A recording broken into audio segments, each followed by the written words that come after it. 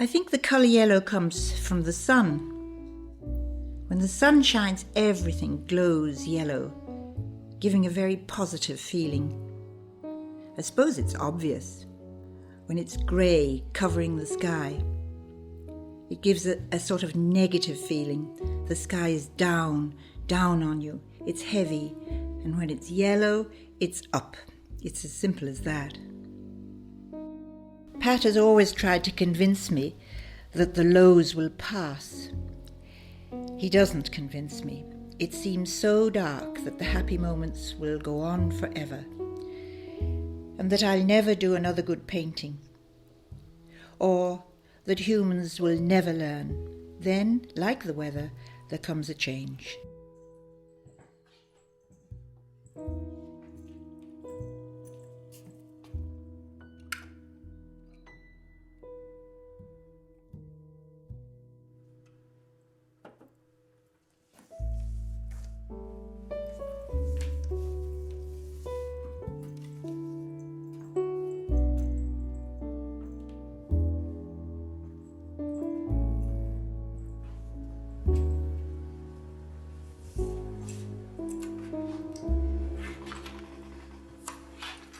Last night, I suddenly got an idea, and it was of the yellow man looking at a fox, and the fox was eating an eel out of the water. But then this morning, I kind of changed the eel to a duck because I wanted the eggs to be symbolic, I suppose. So I always hope that the first drawing that I do is going to be good, therefore I use this really good paper. Very expensive handmade paper. But I can tell that this is not quite right, and I'll have to trace it because he's not quite confronting the goose in the fox in the right way.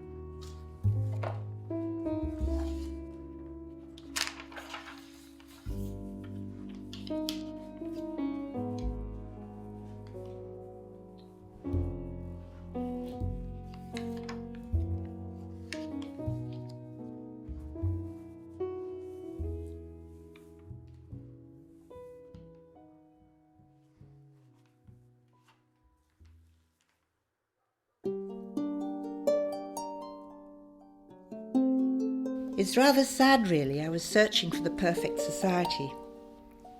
That's why I went to the South Pacific. And that's why I invented the yellow man. He, to me, is perfection. If our society were made up of yellow men, it would be a marvellous place. So it's rather pathetic to have to invent a perfect being. The grey man exists, and I'm balanced about it. Now, anyway, I think. The grey man and the yellow man are equal, good and bad.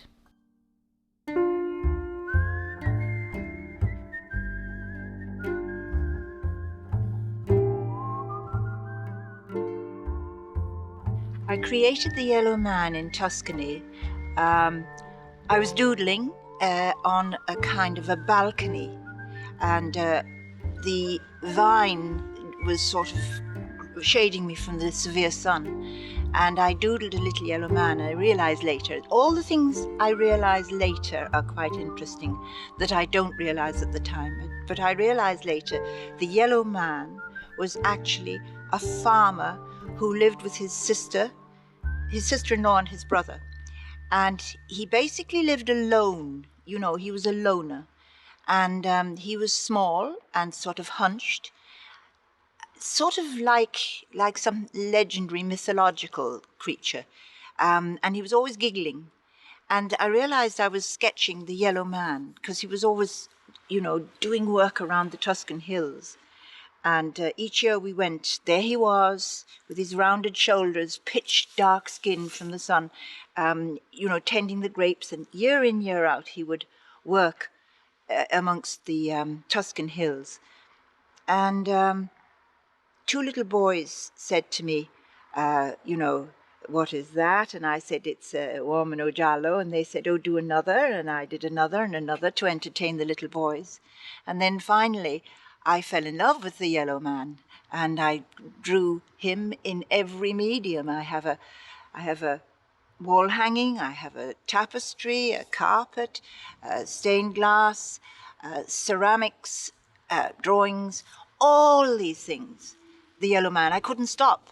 And pieces of sculpture, goes on and on. I did every medium in Yellow Man, and now a film in Yellow Man, so that we have Yellow Man in every medium, and I think film is very much art.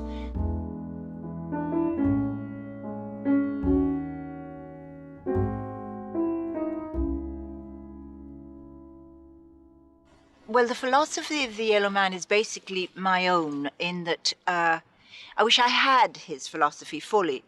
It's that he doesn't judge people. I think judgmental people, or to be judgmental, is dangerous.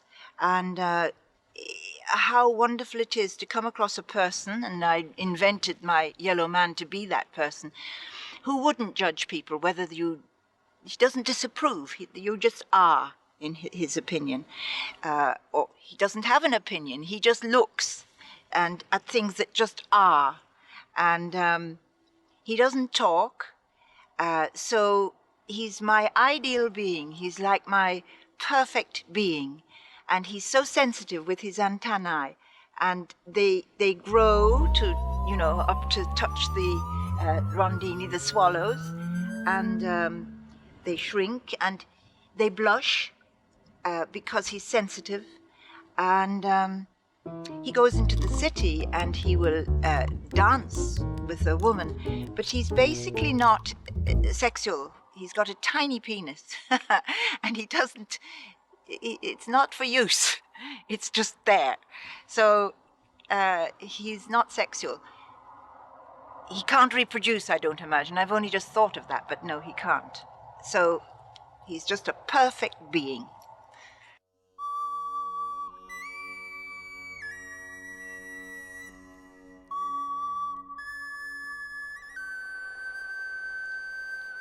The yellow man often sits by his house in the shade of an aged, fertile vine, its clumps of young grapes dulled with bloom.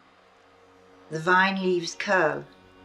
Acid green shoots reach skywards and onwards from its gnarled grey trunk. Crickets grate their monotonous call, year in, year out. The yellow man lives alone. No one comments on the colour of his skin, his nakedness, or his antennae.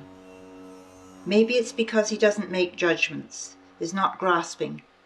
Like nature, he is just there, simply there, He has no history. His vision is unattached to the past. He looks at an object without knowledge of it. His questions don't demand an answer. He is complete, yet open for more. His changing body doesn't surprise him. He's young, old, blushing, excited. His antennae flush, shrink, and grow. He lives his silent life, observing, alert, empty, without guilt, unconditioned, yet in tune, alone.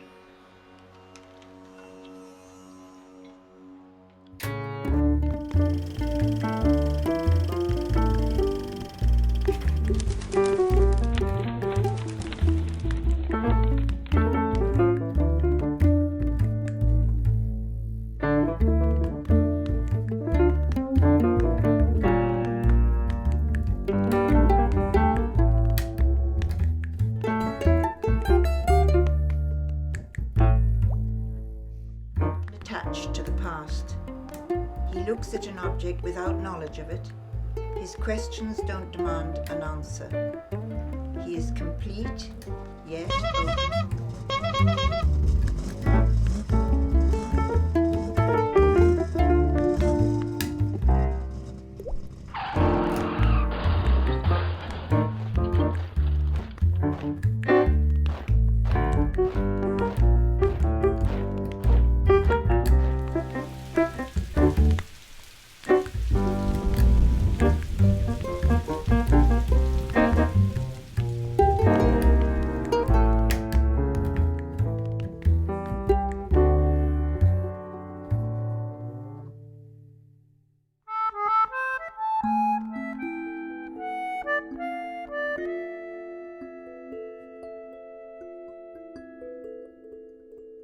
Well, being here in Cara Lake, I absolutely love it because I'm right in the midst of how it must have looked since the volcano created the mountain. You know, I just feel that right in the midst of nature.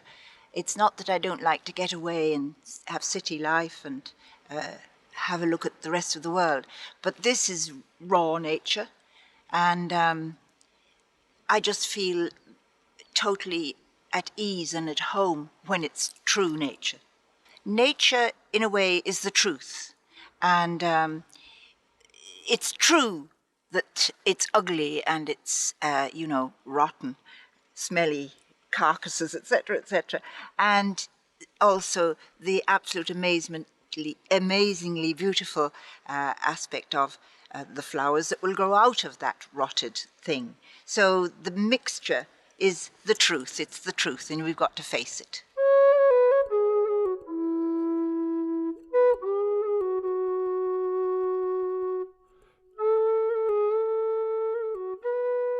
The sensuality of nature is, well, like walking on cow dung and feeling it go through your toes, or the frog spawn, and how, weird it is bubbling out of frogs. It's so extraordinary. It's a bit sperm-like, though I hate to say it, but it is. And maybe that's why I'm obsessed with frogs. And I have a feeling that women who like frogs are very well adjusted.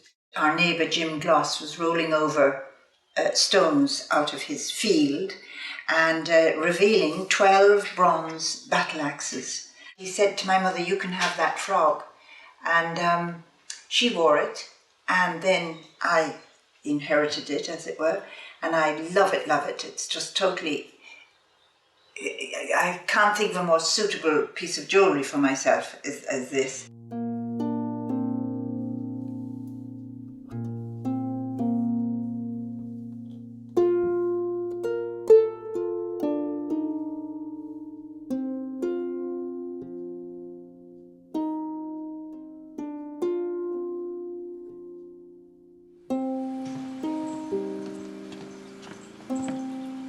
When I know a picture is going to be night, I have a quick way of turning it into night.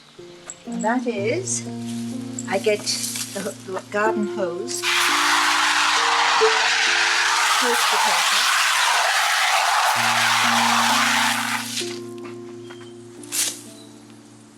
Now it's too drenched. So get off some of the water.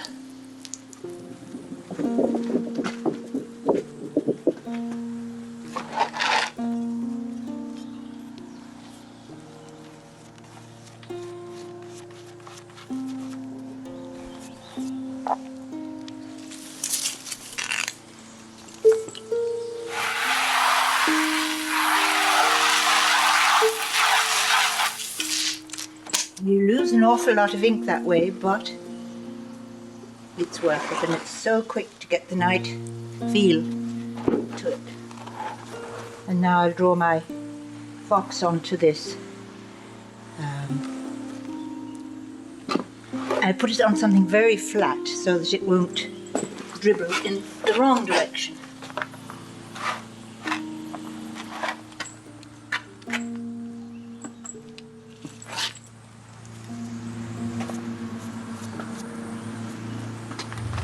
It takes longer than you think to sort of disappear down into the paper.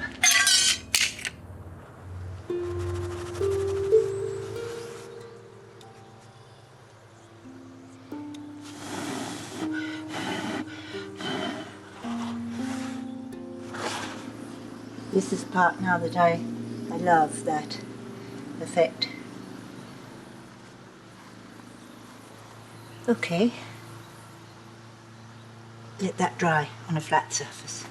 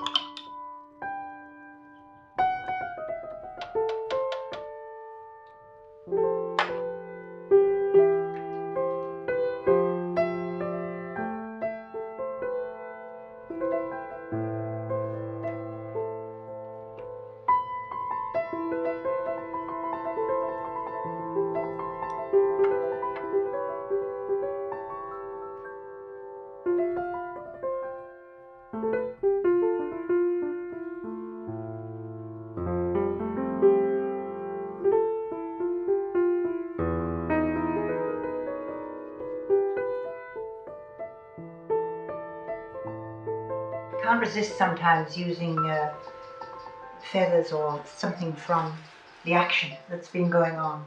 So on the beach I collected, these could be seagull feathers, but they'll do as duck feathers.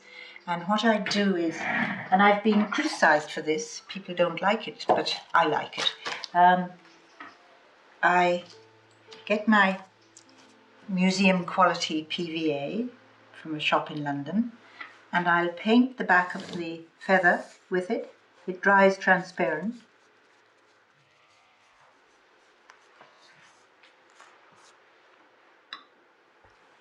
And then suit the composition where all the killing and action has gone on. And I might put more feathers. I don't know about a dark feather here. No. I thought it might balance his nose, but no. So I'll get another white feather.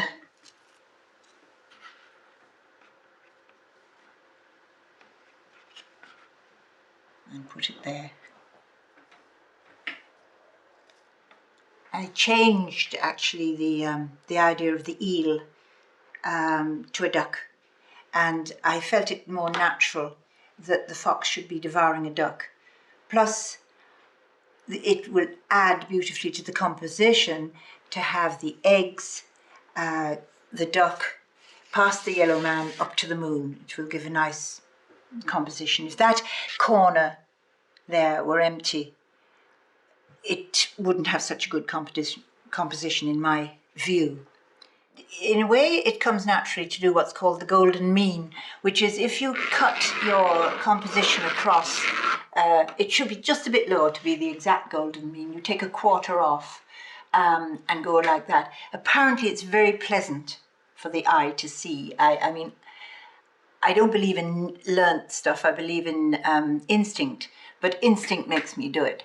And then if you bring also a bit of composition down like that, I suppose in a way the duck is bringing you there, and the horizon of the lake is bringing you there. So that actually does work out as the golden mean. I didn't think it out beforehand, but it's there. I love living here because it's in the midst of nature, and it has also its downside in, well, the weather, for instance, can be so grey, and I have these happy lights in my studio which kind of bring a daylight thing in, and I get totally obsessed and engrossed in my work, so that gets over a lot of grey days. But I have to leave here for the sun. You know, I might go and, at the moment I'm writing my life, and I go off to an easy to get place like the Canary Islands. Living here, it's, I love looking out my window at those mountains, for instance, at the Maclacuddy Reeks, the highest mountains in Ireland, and they've come into many a picture. And there's many a picture I've done of looking out into the world through that window. But for the fact that I paint so obsessively, I couldn't live a life with just sitting looking at those grey skies. No, couldn't do it. But all the other things that Kerry has and Ireland has is so strong and magical that I love living amongst that. The wild mountains, and also the people are strong and wild as well.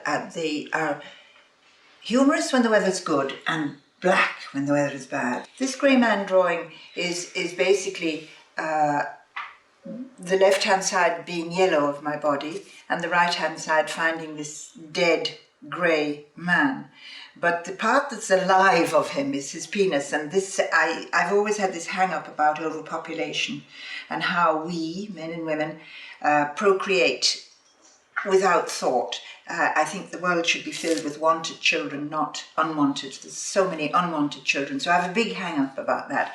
And this expresses that they just, you know, sperm exploding everywhere. And this is all grey rain and sunshine, and all that sunshine brings, swimming, etc. So that's that drawing out of the about 10 I've done.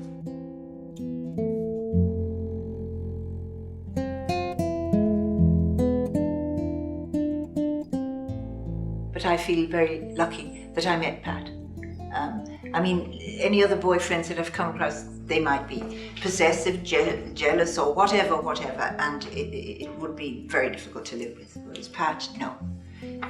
Amazingly easy to live with. Pat is your yellow man? No, Pat's not my yellow man. He's more a grey man in a funny kind of a way, because he's there to explain to me or to comfort me when the grey man visits me. And the yellow man might be those that drop into my life like Utonga, whereas the grey man has got a deeper level and a more puzzling level and needs explaining and comforting, and Pat's there for that. He has always been there for me to cope with the grey man. In a way, the grey man is reality, but then again, when you weigh up life, there is an equal amount of happiness, if not maybe more happiness and jolliness in life than greyness and war and killing, etc. When you look at a child, the amount of happiness that they live with is just wonderful. So, you know, when you weigh it up, maybe it's only when you get older that you see a lot of grey. But no, I do think that yellow and grey, the happy, the sad, are pretty equal in life. But news on the TV or radio, I couldn't bear to hear it before the Gestalt analyst said, you know, I blamed my father for leaving me. I couldn't bear to hear bad news, but I find, you know, after she said the reason, I found that I could reason things out because of her. I suppose I am a bit pushy towards what I want, and he understands it. So that's terribly lucky. He's never ever made me change my personality in any way. Mind you, that doesn't stop me trying to change his, but anyway. So you see Pat as like a grey man? Sometimes, because it's very hard to describe why. I suppose because he has a larger understanding of the problems of life. I don't know, but yeah, I mean, yes, I see Pat as a grey man at times, because, I mean, there may be times, this may be a good example, there may be times when I'm cross with Pat, and I think, oh, I wish I had Pat to tell Pat how horrible Pat is. So it's like, he would be always the person I would run to, even to tell him about how horrible Pat is.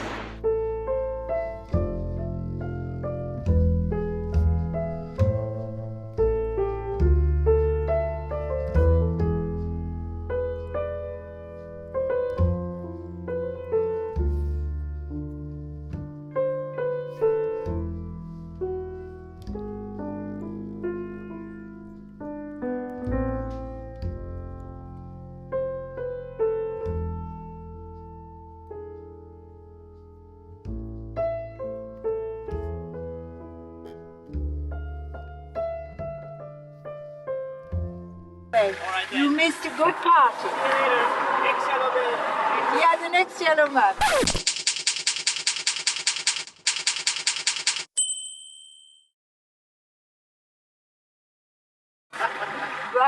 Bye, Sean. Yeah, he was working in the post office at the town. Are you recording? Yes, do. Oh my God. No, there's a good part to the story, actually, Yeah. Pauline, yeah. He was working in the... Do you want him out of the car? No, you just tell us then. He was working in the post office, and he's always very jokey. You know, it was those days when you had to wind a handle to get through to the post office. And he would say, "Hello, Pauline, do you want ham, stam, or the ram?" Like this, jokingly. And I said, "Well, what I want actually, Sean, is I want to cover you in yellow powder." And he said, "What are you talking about, woman?" And I said, "I want you to play the yellow man. I've written a story about the yellow man." And he said, "Oh, for God's sake, well, that sounds like I'd love to, you know." So Betty covered Sean in some yellow powder that I had been given by a young man from Harrods, Perspectives, very expensive yellow powder. You mix your recipe for your face. Anyway, yellow could be part of the recipe. I got pure yellow. And Betty covered Sean in yellow powder, and I gave him a pair of blue underpants, which, by the way, the front of men's underpants is the ban the bomb sign. And now go onto a blossom over to the right, and go around the tree a bit, and Sean, follow the camera. Do you want me to walk around Come with this way. No, just look at it. And keep going. And now see that bee? Get in close on that bee. The yellow man in the background. They're close on that bee. The bees are moving now.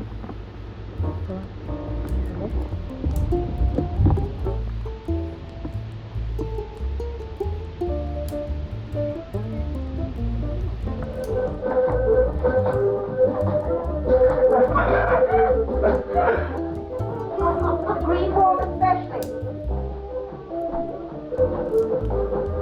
Rolling, smash hard now.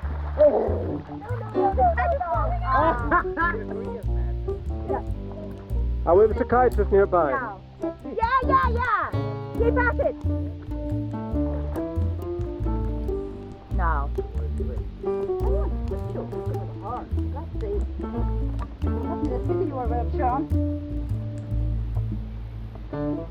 Your hanging across his back, he's up in his back. Don't talk.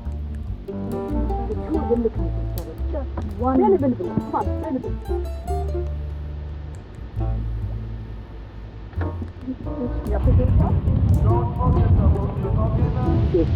But nevertheless, take him.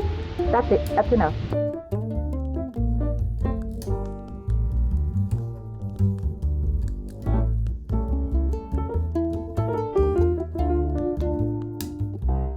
Harry, my mother, was rather like the Yellow Man in that she had a free spirit, and she was wonderfully non-judgmental. Consequently, people didn't judge her wrongly. I mean, we had no religion, and we landed in the 1930s in Kenmare, and everybody around us was Catholic and religious.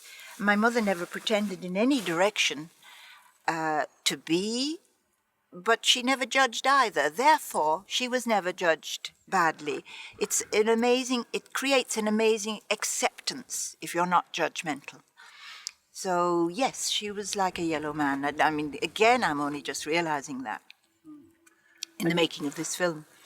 She would arrange our beds out of doors, and we were so in touch with nature in that way, in that we would look up at the stars and she'd tell us about the stars, and we'd be looking through ash leaves from the ash tree that was hanging over the platform that she built, this sort of corrugated iron platform, and our mattresses are on it. And then if it should rain, instead of going back to the house, we would drag our mattresses under the corrugated iron. So we would be there amongst the brown plants, waiting for the rain to stop. But I guess a lot of my life and self and Yellow Man comes from her. Well, she ran away from supposedly my father, if he was, from Newcastle upon Tyne, where I was born. I'm related.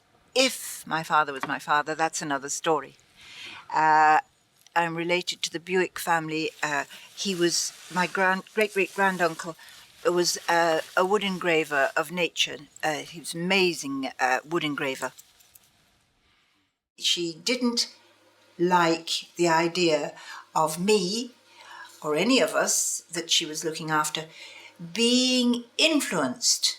And that's why she never told me about Thomas Bewick. She didn't think that we should be influenced by anything, that we should just be our pure selves and let everything that's in us come out. She also didn't really think much of education. She felt it was bunging you up with a lot of rubbish, would be the way she would say it, or filling your head with rubbish.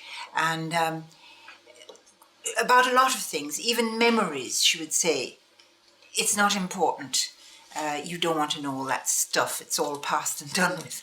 So she very much lived in the present, and that very much rubbed off on me. I don't live in the past. Very little interest in the past. And yet when I come to tell a story about my own past, I live through it as if it is the present. Which is a weird thing.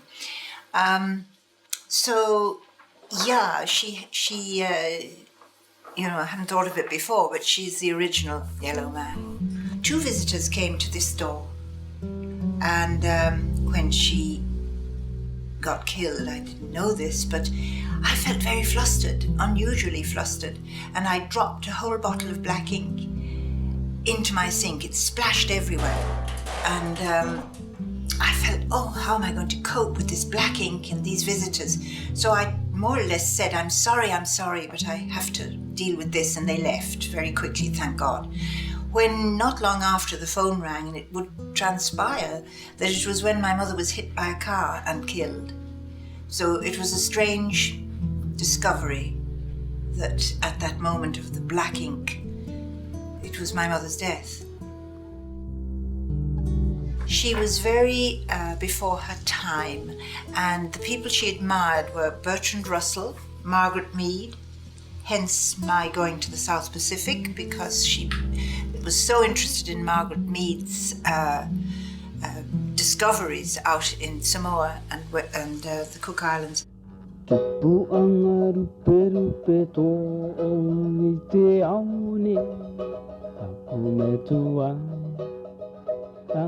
I went out there thoroughly believing that I would come across a marvellous society that were free of complexes, that teenagers didn't fight with their parents, that everything was pretty ideal. And I discovered that wasn't the case. So that was again like Yellow Man, Grey Man, in that, you know, when I was first there, it was heaven. It was like yellow. And when I left, it was turning grey a little. It wasn't only falling in love with Utonga, which I did. It was falling in love with the whole business of the South Pacific, the sun and the sand and their attitude, the dancing. That, gosh, talk about the Yellow Society would be there, very, very happy. However, in time, and it was a marvellous affair, and I'll never, never forget it or regret it. It was impossible that it should go on because there was an enormous age difference, but what a wonderful, wild person he was.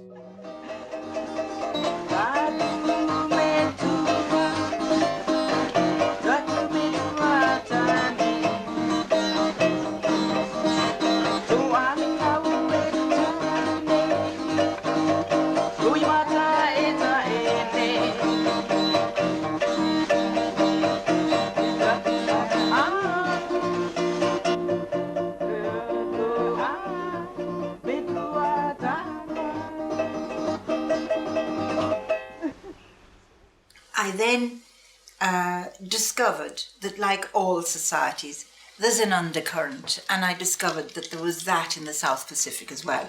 It wasn't all singing and dancing. And I'll give you one example. I saw this absolutely beautiful woman walking along the seafront with a baby, with her sarong and flowers around her neck. Each day they wore flowers, that the perfume from the flowers was absolutely intoxicating. And I thought, oh, what a scene. And I was all sketching it and everything. And she comes up to me and she says, "Can't go in my house, Mama." And I said, "Oh, why not? He'll kill me if I go in there. They drink." And he was drunk. And she had to basically stay away until he sobered up, or she'd be physically thrown all over the place. And that was, you know, one out of quite a few, as we are in all societies. But I was surprised to find it in this heaven that I thought.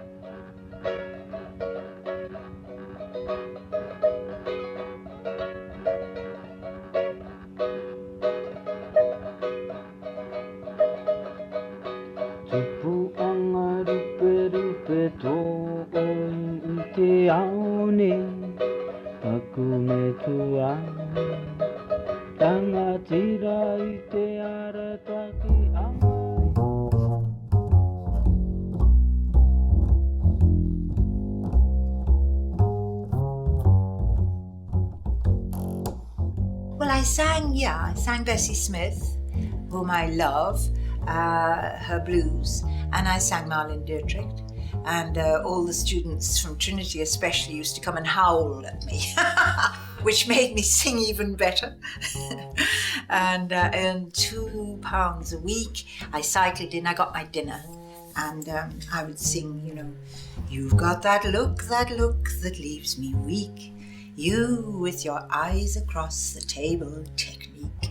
I was better then, but I would get really deep and right by the microphone.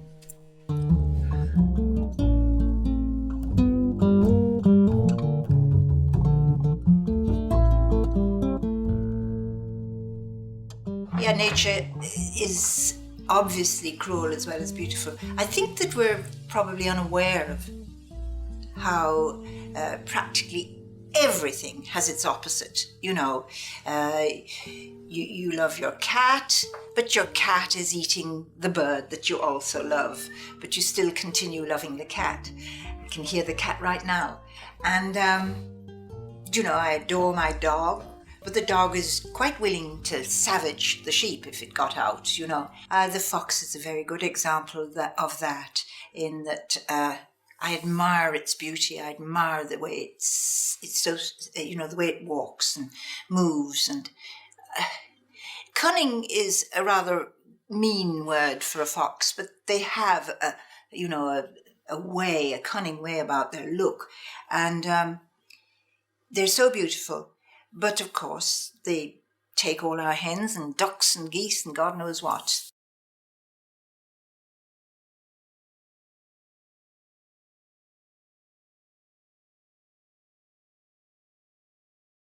seems like my whole of my life is by accident. I was at a party with my very good friend Regina gave. And at that party was a woman who I liked a lot. And I thought, gosh, I'll go and visit her. She has a tea rooms. And instead of having tea when I visited her, she said, come and sit down in my surgery, or whatever you'd like to call it. She was a Gestalt analyst. And she said, close your eyes and tell me about your family, with a stethoscope that went from her to me, and it was to see if I rumbled. And she said, that means you're relaxed if your belly rumbles. And I eventually must have rumbled because I relaxed. And she said, tell me about your family. So I said, my mother was this, my mother was that, and my mother was the other. And she said, and what about your father? And I said, nothing about my father. I didn't know him. He died when I was 2.5, and I just didn't know him. And she said, I would like you actually to find your father in your body. And so weird and all as it seemed, I relaxed into it. I thought, she's not going to kill me. And I closed my eyes. And yes, I found what she interpreted as my father. I didn't know what it was, but I found a grey, solid man, beautifully built, sort of broad on top, narrowing down, leg going down my leg, arm going down my arm, head going up my head. And he was lovely, but he was a solid, like granite, or smoother than granite, like Kilkenny marble or something, Kilkenny limestone, grey and solid.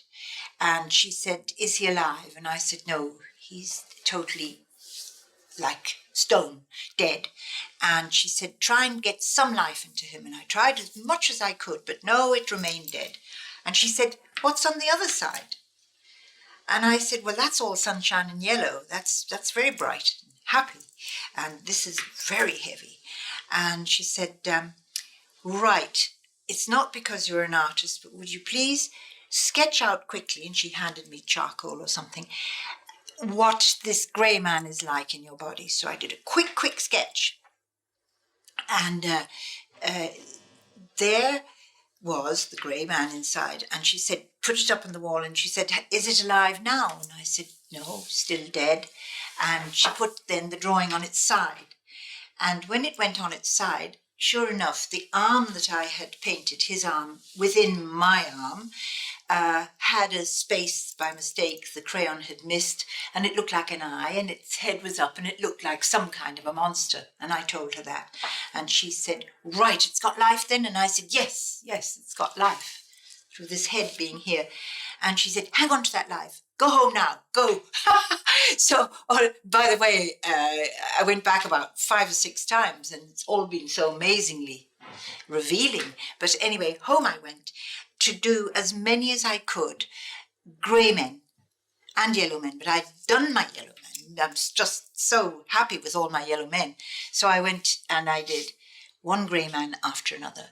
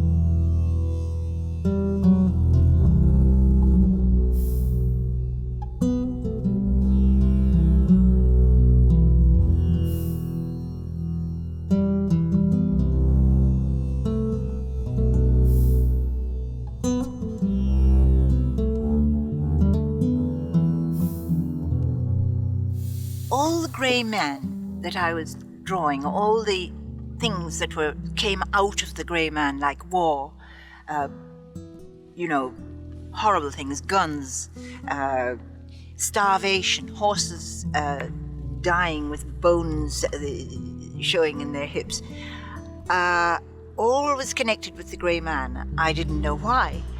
But the interesting thing is that when I had several sessions with her, about 5, and she told me at the end that this grey man was my father, of course, and that I blamed him for leaving me at the age of 2.5. I blamed him for all the bad things that men do in the world, all the bad things in the world. And I said, but I can't remember him, you know. And she said, a child of 2.5 knows when they've been parted from there or left, when the man has left. So I came back to Pat and told him, and he's a psychiatrist, my husband, and he was terribly impressed, actually, even though his was more Freud and hers was Gestalt. There seemed to be a difference, I thought, in Pat's technique and her technique, but he totally saw that she had changed me. I was able to look at the news without saying, oh, men, they did blah, blah. I began to think that men actually are better in some kind of ways than women. It was a strange changeover because she'd made me realize I was bitter about them, you know. I know that there are grey men in the world still, of course, it's packed with them, but there are also grey women, very much so. And I feel that I've just, like I was saying about nature, that is, there are grey people, there is war, and you know, try in vain, we can't really stop it. I mean, of course we must go on trying, but so that I do believe that I've perhaps faced up to the fact that there are equally grey men, grey women. There are two sides to life, grey and yellow.